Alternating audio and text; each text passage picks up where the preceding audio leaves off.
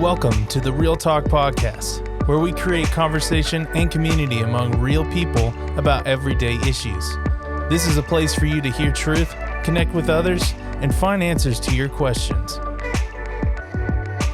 Hey everyone, welcome to Real Talk. My name is Alan Reed, host of the show, and we are so excited to be in week 3 of our topic on missions.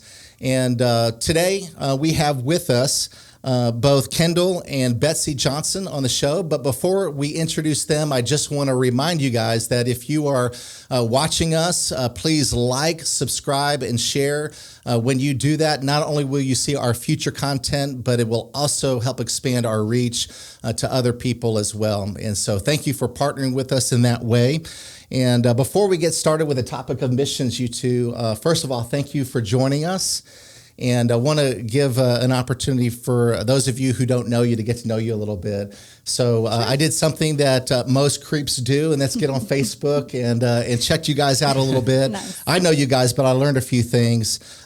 Kendall, first with you. You're from Harrison, right? Harrison, Arkansas. Harrison, Arkansas. From you went to Arkansas Tech University. I did. And then also you work at Tyson's Foods, right? That's correct. I worked at Tyson Food for 15 years. Yeah. I think you explained to me last time that there are 2 different teams on there within the business, and you work with the small bird division, correct. not the big bird, right? That is correct. So, nice job. Yeah. I thought that was funny. I'm sure you guys get that all the time, and you talk about that all the time. Maybe you don't. But Betsy, you're from Russellville, right? I am, home of the Cyclones. Yeah, there you go. Yeah, went to UCA. Yes. And I saw in there that you are the former CEO of the Johnson Home. I am. And am. It's hard. It's a hard company to work for. I do it well. Well, I was thinking maybe Jesus is now the CEO. I was like, Absolutely. I didn't know the slant on that one. Absolutely, that's correct. But yeah, you guys have 4 kids, 3 Yeah. girls, and your youngest is a boy. So you guys are very busy. And then one thing I always appreciate about you guys is you're very active in our church. I love y'all's your life group, the Pratt Life Group that meets on Sunday evenings. You can tell that you guys love one another. Mm-hmm. You always welcome in first-time guests really well, and you guys have a heart for missions. And so that's part of the reason why you guys are here is because your life group has that heart, and that's part of your story. And you guys, I've watched you over the last 3 years, and I can see that you have a heart for missions as well. So thanks again for sharing your story. And so what I want to do is just start with a little bit. I'll start with you, Kendall. Mm-hmm. Just give us a little bit of your background or experience when it comes to short-term missions. When did that start? Yeah. And where, what locations have you gone to? Okay, sure. Yeah, so when I first originally started in Chad Pratt's life group, he kind of gave me a glimpse of his vision for his life group, which is he wants everybody to serve on short-term mission trips. So that's how the seed was planted. So it's about the same time that was going on when we joined his group. I was also spending a lot of time in prayer, trying to figure out how I could strengthen my relationship with God. And so I had Chad over here talking to me about mission trips. Mm-hmm. I was talking to God about what I can do to strengthen my relationship. And then the Amazon mission trip popped up. Mm-hmm. So when the 2 of those got combined, I kind of shrugged it off at first, like, no, this isn't what I'm supposed to be doing. But the opportunity just kept knocking, and it kept knocking. Eventually I said, this is what I'm supposed to do. This is God's answered prayer for me. He was like, here is what I'm asking you to do. Go. So that's how I got into mission trips. I've been on 3 different mission trips. My first one was in 2018. I went to all 3 trips were Amazon outreach. Mm-hmm. Okay. So 2018, 2019, and then 2020, the trips were canceled due to COVID reasons. Yeah. And then this last year was my 3rd trip. Wow. So So ever since I've been here, just about every year but one, you've been to the Amazon. That's what I was thinking. Is like, man, this guy is dedicated and going. And I know those cost money. I mean, there's a sacrifice to that, and we'll talk about some of that a little bit later. But that's awesome. So it sounds like that one, your life group leader, Chad Pratt, really cast a vision for everybody in our life group should take the opportunity if Lord willing, they're allowed to, health-wise and everything, you ought to go on a trip. So he was challenging you as a life group member to go. Absolutely. And so did he sign up for that trip as well, or did you go by yourself that time? Chad and I were on that trip together. Okay. 2018? 2018. And then in 2019, we grew by one in the life group. So my wife was able to join us on that trip. Awesome. And then the most recent trip, Chad and I went. Betsy joined us again. His wife, Jenny, his son went. Tara Kelly in our life group went. 2 of her kids went. Yeah. So you can tell that vision is catching on to other people in our life group. And then there's even more that are interested in going next year in our life group. That's awesome. Yeah. And I believe, do you act as, you're one of the leaders within the life group, or you're the coordinator of the life group? Betsy and I are the life group coordinators for the Pratt Which class. is great, having the teacher highly involved. I know the Pratts are very mission-minded as well, having you guys. So that's obviously influencing your life group in a lot of ways. And so Betsy, for you, obviously seeing Kendall go on his first trip, you were motivated to go that second year. Tell me a little bit about that. What was that motivation, and what did you see coming from Kendall after his first experience? Well, I was so proud that he took that first step into going on that first international mission trip. Neither of us had gone internationally to serve like that before, so it was a little scary. Yeah. And so I was so proud of him for doing that. When he came home, I could tell his demeanor. He was changed. He had seen God work in a bigger way than ever. And he was a changed man. He was on fire for God and for sharing that vision. And so he was telling me all the stories about what they had done to serve and who he had met and the people on his team. And he was so excited, and that got me really excited. And I wanted that for myself, selfishly maybe, I don't know. But I wanted that in my life. And he said, next year, you're coming with me. Wow. Sign me up. It wasn't a hard sell for me. I said, let's go. Let's go to the rainforest together. That is so cool. That's awesome. I love seeing couples involved in surfing together and going on a mission trip together. You know, sometimes it's not feasible, but it's great that, and you guys have worked hard for that to happen. And I just think that is so cool. So either one of you can answer this one, but what do you typically do day to day when you go to the Amazon? When you're going on a mission trip, what does the average day look like? I can't imagine. I've been to a lot of places, but I have this image of the Amazon River and type of work it's you would wild. Do. So so what is it like? Yeah, so when we arrive in Manaus, from there we go to the river to get on a boat. From there, it's about a 20-hour trip downriver, down the Amazon, and that gets you into the area where all the villages are. You said 20-hour trip? 20-hour trip. Wow. So you fly there. So I'm guessing it's like an 8-hour flight or some maybe longer. I don't know, to Brazil. A little bit longer. Yeah. And so you're talking about 2 days of traveling, and you're getting deep into the Amazon. That's right. Wow. Okay. So during the 20-hour trip is when we get to do a lot of our prep work. So everything that we have brought to serve in the villages, we put all those together, and that's plenty of time for us to get that ready. So when day one of missions start in the villages, the typical day is you get up early, the staff makes you breakfast, you have prayer time, you have worship time, and then from there, you divide up in different ministry teams. So there's a medical, a dental, a vision, VBS, men's and women's ministry, and then there's also sometimes a teens ministry. Yeah. So there's plenty of opportunity to serve in any one of those groups, not a doctor or a dentist, but you can support those teams. Yeah. So that's we go in for a half a day, we come back, we eat lunch, and then go back and serve again for the rest of the day till about 5:30. Then come back to the boat, eat dinner, and then we either start making our way to the next village, or we might be serving in that same village again for the second day. Yeah. Right. So we do that over and over and over again, and like I said, there's plenty of opportunity to bounce around from ministry to ministry, so you might not be locked into one thing while you're there. You can rotate. What's cool about that, too, is you're off at different teams, and so when you come back, I'm guessing around dinner time or after dinner, you get to hear an update from everybody about what's going on, and the stories, and praying together, getting ready for the next day. Yep. That's exactly right. You spend a lot of time we try to encourage everybody to not sit with the people you know. Yeah. So, and that it also includes the interpreters that go. So we try to mix up the tables at every meal and share stories about what happened that day. And then towards the end of the trip, we have what we call chair time.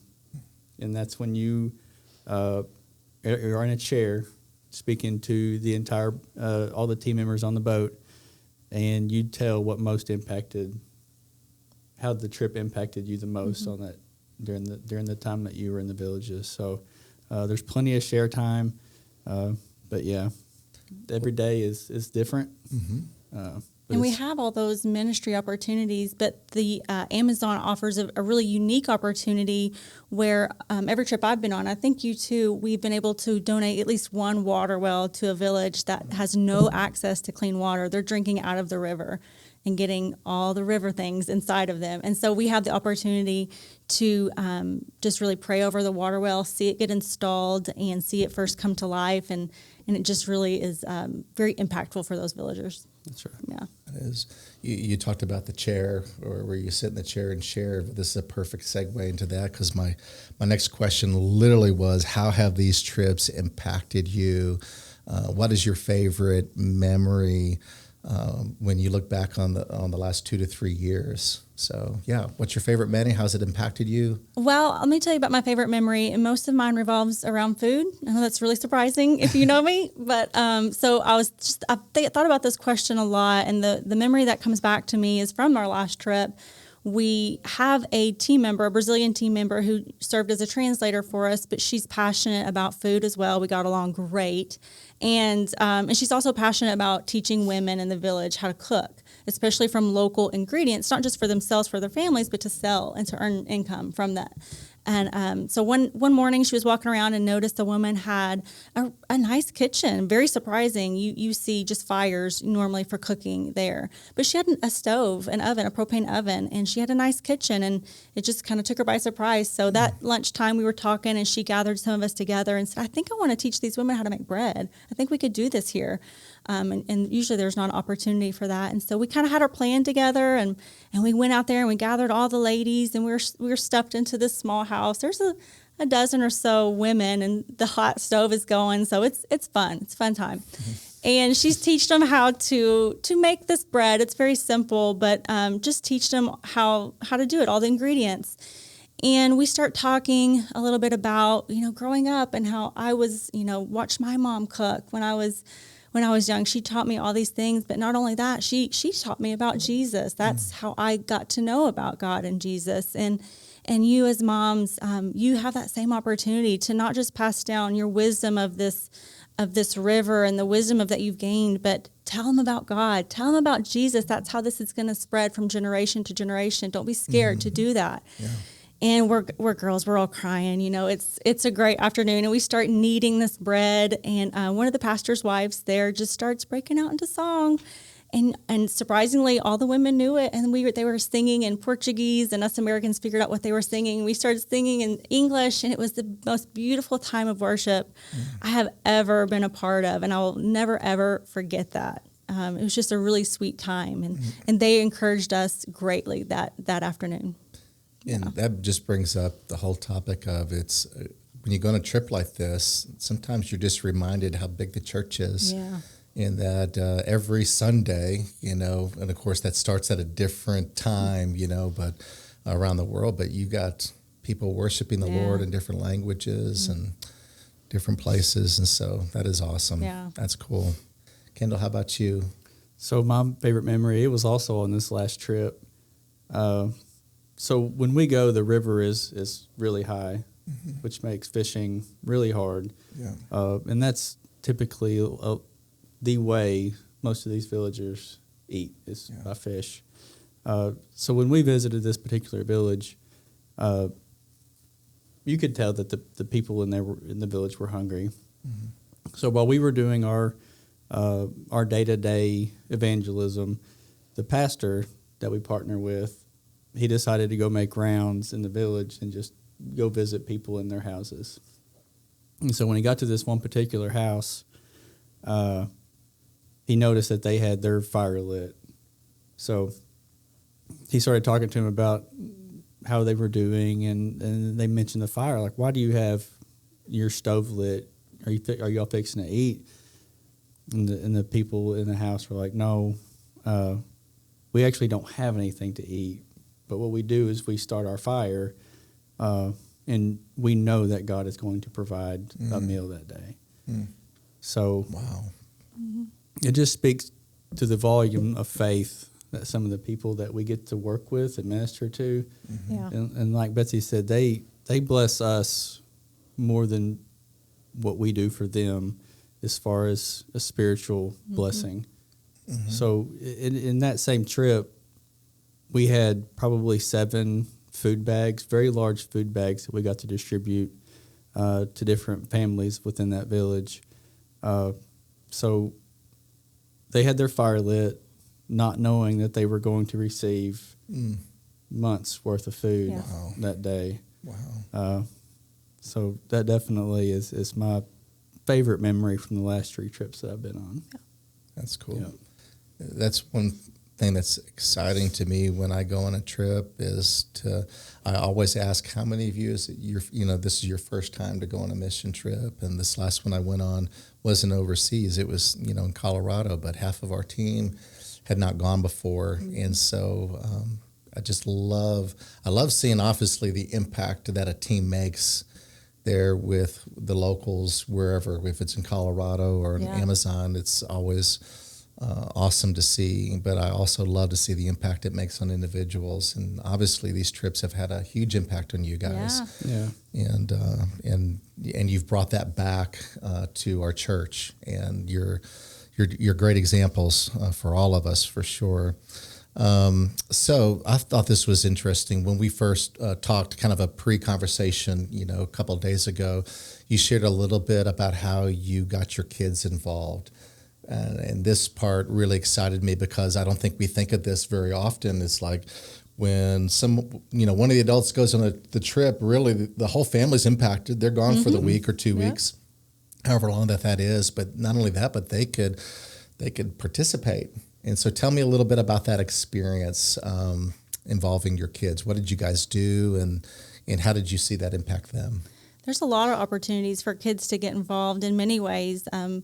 We gather supplies before we leave. It could be flip-flops or fish hooks or crafting supplies. And so gathering all that together, we usually have a packing party, and a lot of the kids will come and just look. And to them, it may not look like a whole lot, but they see the impact it's going to have to these villages that we take to. So packing things up. We do VBS for the kids, like Kendall said. And this past year, I just needed to cut out a bunch of tissue paper. It was a simple job, perfect for 3 girls to accomplish. Jack, not so much. We didn't give him any scissors, but perfect for them. And so they got to cutting up these tissue papers, and I was telling them what we were going to do with them, glue them onto a cross to make it look stained glass and beautiful. And Kennedy, my youngest, 9, said, hey, when someone makes this, will you please take a picture for me? I want to see what they do with it. And so she was so excited when I got to come home, and I showed her this little boy's picture of the cross that he had made. And it really touched her. It just made her day. Yeah. Yeah. When I heard you share that the other day, I can just remember as a kid and my thoughts of when I would hear the name of another country, China, or, the Great Wall of China. I just had this imagery of this gigantic wall surrounding this country. And so things can be bigger than life. And I just kind of imagine for your kids, but the great thing is they get to actually see video. They get to see the pictures of mom and dad going to another place. And that I think that they're going to grow up just remembering how important the gospel is, that my mom and dad would be willing to go far away to be able to share, the love of Christ with other people. And especially Jack, the younger they are, I think the more questions they have. I remember a few weeks leading up to the trip, he would just keep asking, like, why are you going? Like, can't someone else go? I'm like, nobody, this is what we're called to do, you know, and we're telling him about Jesus. It's very important. If I don't tell him, who else might go tell them? And it helped him understand a little bit. But I love how when they're so young, they have all these questions about why and how, and it's fun to teach them. So the other day I was working outside, and Jack, like Betsy said, is full of questions. And we were talking about God and going to heaven. Yeah. And then he said, so if someone doesn't get to hear about Jesus, there's a chance that they won't go to heaven. Yeah. That's correct, son. He goes, so the people in Brazil, the people that get to hear about Jesus, they get to go to heaven. That's right. Yeah. So He's catching on. yeah, he's definitely catching on, but opportunities like missions, it gives us opportunity to talk to our family, our friends, like you said, showing pictures and videos and how it impacts impacts people's eternity. Yeah. And as little as 7 years old, he was able to grasp, like, okay, you need to tell people about Jesus to get to heaven. And then he immediately connected. You went to Brazil and told people about that. Right. So it's an awesome opportunity. That is. Yeah. Thinking about the fact that you've gone 3 years in a row, I say 3 years in a row, there was one break, and you've gone twice. I mean, it costs money to go on a trip like that. It's not cheap. So give us a little bit of an idea of what you guys do personally to prepare for that. But then also, which I think is great, is, we help encourage and train people going on trips on just how to raise support. So what are some of the things that you guys do to prepare for that personally, knowing that, okay, we're probably going to go on another trip here in the next 12 or 24 months or something. But then also, what have you learned along the way when it comes to others who want to support the work that you guys are doing in the Amazon? Well, I remember our first year that Kendall decided to go. I wanted to be a part of it. I wanted to help. I wasn't going to go myself, but I wanted to help him get there. And I'm a stay-at-home mom, so I don't have a job. But I decided I love food. I love cooking. I wonder if people would want me to cook them some dinners. Like, I wonder if people would buy that, and all the proceeds that we make could go towards your trip. And lo and behold, they did. People like that when you cook for them, and they don't have to cook for themselves. And so it was a huge success, and we were so happy with it. So the next year when I decided to go, we thought, let's just do this again. And oh my goodness, it was a great success again.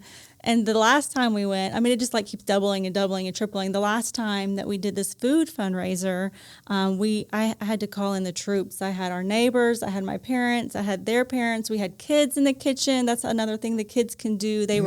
They helped make those cinnamon rolls. I had my sister up, and we just had a house full of people helping us, and they were excited to cook and to do this. But yeah, it's a very unique way to raise money. Yeah. But it worked. But there's lots of different ways. Writing letters and asking for funding and baking sales. And I know one of the kids wanted to scoop dog poop to earn some money. I mean, there's just so many ways that kids can do it, adults can do it. That was just one way that I thought would be fun. Yeah, and then to expand on that a little bit, there are a lot of people who maybe not are in a position where they can travel overseas. Yeah. So, but they do want to help, and they do want to be involved, and them being able to donate money for you to go is the equivalent of maybe them going. Like, I was a part of the impact that this team had in Brazil or wherever the mission trip takes you. Yeah. So people do want to help, and they do want to give. Yeah. I've talked with several people, whether they were going on a mission trip, or I've worked a lot with church planters before, where both you're involved in getting prayer support, financial support. And I don't know how many times I've heard an individual say, I feel uncomfortable asking people to help support this financially because I feel like I'm begging. And I just have to remind them, you're not begging for money. God can provide that like this. What you're doing is you're inviting people to be a part of what God's doing in the Amazon or whatever trip you're going on, wherever you're planting that church. Yep. And I think that's just a good reminder. And obviously those who are good at fundraising have that already in their mind. They already understand that, and therefore they can ask passionately because they know they're not asking for their money for a vacation or for just something on a whim. You're partnering in on what God is doing in another part of the world. And I think that was most surprising to me is how many people wanted to give. I really don't think it's my cooking. I don't think I cook that well, but the meatloaf was really good. Well, thank you. And I even ate some of the gluten-free cookies that I gave for my wife. And so but I was just so impressed with how many people wanted just to support us. Like, that was so touching to me to see I mean, at the end, I get to make this list of names and reading and seeing how we met each one of them. Most of them we knew, a lot of them we didn't, and that was great too. But just seeing how these old friends still want to just lift us up and encourage us to do what we've been called to do. So awesome. And you mentioned prayer a minute ago, Alan. So if you can't provide financial means, more importantly, we do have prayer guides that lead up to the trip. Yeah. So we distribute those, and it gives you a date on what, or a prayer on a certain date on what to pray for. So everybody's praying the same thing on the same day to support this team that's going out. So That's very cool. And do you guys have an opportunity to be able to give, I mean, obviously as a church we give an update, but those who are prayer partners, do you guys, whether it's through a video or some other means, kind of communicate, you know, thank you for praying, thank you for supporting us financially, and give them a little report? Yeah, there's a few social media outlets that we use to share videos and pictures for those who support. And then I've even gone to lunch with some people afterwards, and been able to show them some pictures of how their donations or how their prayers had impacted our trip. Yeah. Out of curiosity, has anyone that's not a Christian ever supported your work? Oh, Or- yeah. Isn't that interesting? This year we opened it up to our neighbors, which we haven't ever done before. And a lot of our neighbors we don't know, but I know several of them were not believers, but they still gave. Yeah. And that's like, wow, thank you. Yeah. But it just opens that door for a conversation. And I asked that question because I've heard that before. And even when we were planting the church in Colorado, we had several that wanted to participate, and they gave monthly for a long time. And they cared about us. They loved us, and we had a good relationship with them, and they were supporting our work. And it allows for dialogue. And so that's really cool to hear that you guys have had that experience as well. What kind of advice would you give to a couple that wants to make missions a big part of their life and a part of their family? You know, where do you begin? And what are some of the first steps you would need to take to get that going? Yep. So I will tell you, on the 3 trips that I've been on, the range of ages that I've worked with, 13 to 96. You're talking about the ages of people that have been on the trip itself. Yeah. So I've worked with anywhere from a 14-year-old or a 13-year-old boy or girl to a 96-year-old gentleman. Wow. Who went on these trips. Wow. So if you think you're too young or if you think you're too old, you're not. Wow. That's all. That's inspiring on both levels. That's inspiring. So don't let age get in the way when you're trying to make a decision on whether or not to go to a mission trip. And I'll also tell you, we've talked about it quite a bit here, but there are a million reasons why you can come up with an excuse not to go. Yeah. And I tried that. But once you finally answer the call to go and you make that commitment, there's really nothing that can stand in your way of going. Like, God provides every step of the way. And it's such an amazing experience. It's just, it's hard to put into words how God provides all of it at the right time. So if you're thinking about doing it and you're nervous about that first step, I would just encourage you to take it. That's awesome. Yeah. Something Marsha Ford said this morning in our ladies' Bible study that I've just been thinking about all day was, she said, how many times in the last couple years have you said, Lord, come quickly? I mean, this world is confusing and hurting, and what's going on? Just come, Lord, come get us. I know I've said it a couple of times, and it's not happened yet. Why? It's because there's people that haven't heard. Don't you want to be a part of that? If God is moving in your heart, if you're feeling that call to go, he's asking you to come on that adventure with him, to share, his name. Don't you want to be a part of that? What a testimony to your friends, to your family, to your children will you have. It's too important to put off. It's too important to ignore.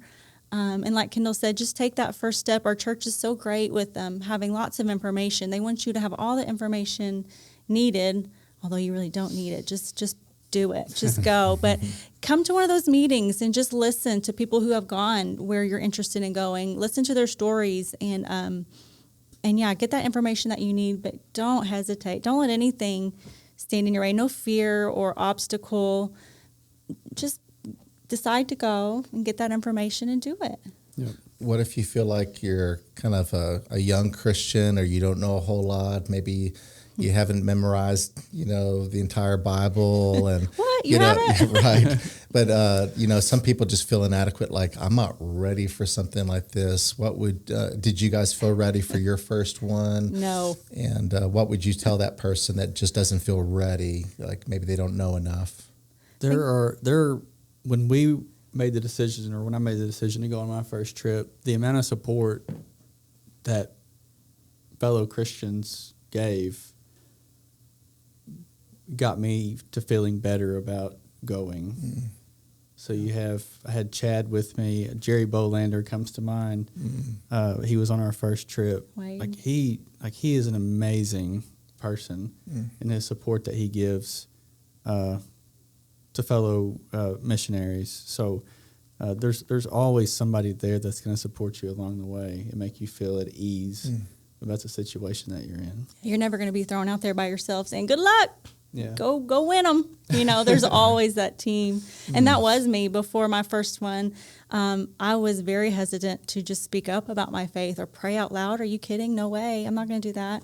But I don't know if it was the language barrier that we had translators, but I knew that I was probably going to sound a little bit silly. It was going to be awkward because there's a translator. So I knew that going in. And so I don't know if that helped me to say what needed to be said.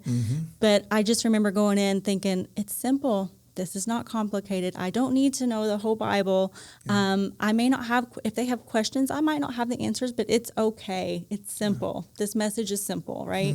And one of the things that it helped me to do was when I came back home, it helped me with my boldness to speak here, to pray aloud here. Like, I can do it there. I can do it here. It's simple. So it definitely changed my perspective there a lot. But that was me going in. Wow. I wasn't quite So ready. your response would be go. Yes. You need to go. Yes. Don't let fear hold you back. You will never be the same. You will grow in ways you never thought possible. Absolutely.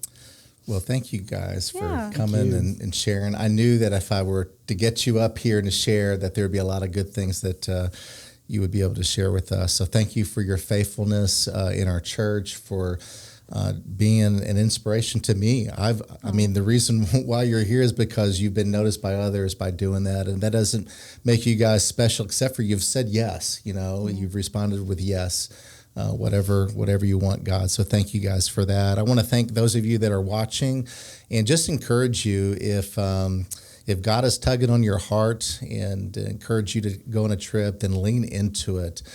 Don't let fear get in the way. Don't let whatever inadequacies that you feel like that you have.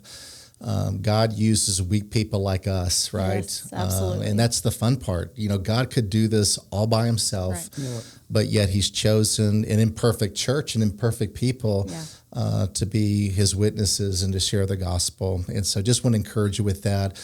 You're going to have a great opportunity here really soon. As this is aired, we're just going to be a week away from our Global Impact Celebration. And so it's going to begin on Wednesday night, October 20th. The president of the International Mission Board is going to be with us, and he's going to be our keynote speaker. And in that the remainder of the week, Wednesday, Thursday, Friday, and Saturday, we're going to have missionaries here on our campus, opportunities for you to be able to hear their stories. We'll have workshops going on. Just go to our website, fbcrogers.org, and you'll see on that first page some information about the Global Impact Celebration. You can click on another link, and you'll see the schedule as well. And we would love for you to participate. And our prayer is that God would call people into his mission. And you don't have to be a career missionary or be called to be a career missionary to join in on his work. And what we learned tonight is you don't even have to go if you can't go. You can support someone else through prayer or financially. You can participate. There's a lot of ways, just like your kids did. They helped with some crafts. And so we would just love to see our entire church. As Chad Pratt wanted to see his entire life group to be involved, we want to see our entire church engaged, locally and globally and what God is doing. And then our job's easy. We just join in on God's work, right? Yeah. That's right. And what a joy it is to be able to be a part of that. So thank you guys for joining us, and join us again next week as Pastor Wes will be interviewing Dr. Paul Chitwood. It's going to be an exciting interview where you're going to get to know a little bit more about him before he gets up and speaks on that Wednesday night. God bless you guys. Have a great day.